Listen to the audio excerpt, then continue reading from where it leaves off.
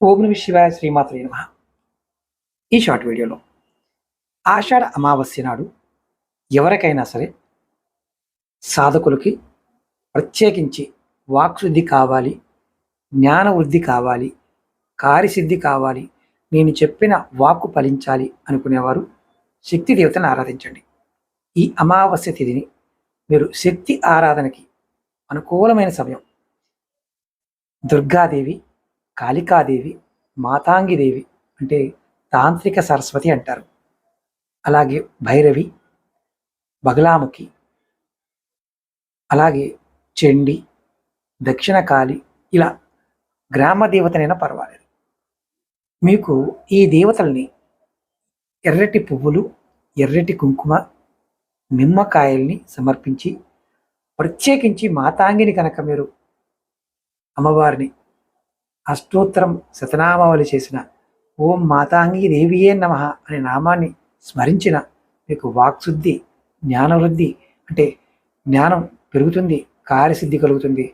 మీకు మాతాంగిదేవి మంత్రాలని జపించటం, అలాగే ఆ రోజున మాతాంగి యాగం లాంటిది చేయటం మీ కోరికలు ఖచ్చితంగా నెరవేరడానికి అవకాశాలు ఉంటాయి.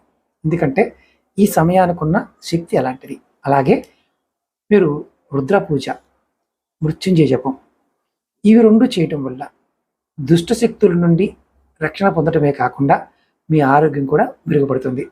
ముఖ్యంగా ఆయుష్కు సంబంధించిన జాతకంలో ఇబ్బందులు ఉంటే ఇది చేయటం వల్ల ఆయుష్ సంబంధించిన ఇబ్బందులు తొలగి మీకు మంచి ఫలితాలు కలుగుతాయి. ఈ అమావాస్య నాడు శివలింగానికి అభిషేకం చేసి మహామృత్యుంజయ మంత్రాన్ని మీరు జపించినా, లేకపోతే బ్రాహ్మణోత్తములతో చేయించుకున్న మీకు ఆయుష్కు సంబంధించిన ఇబ్బందులు తొలగిపోతాయి. అలాగే నిమ్మకాయలతో మీరు ఈ పరిహారం చేయండి.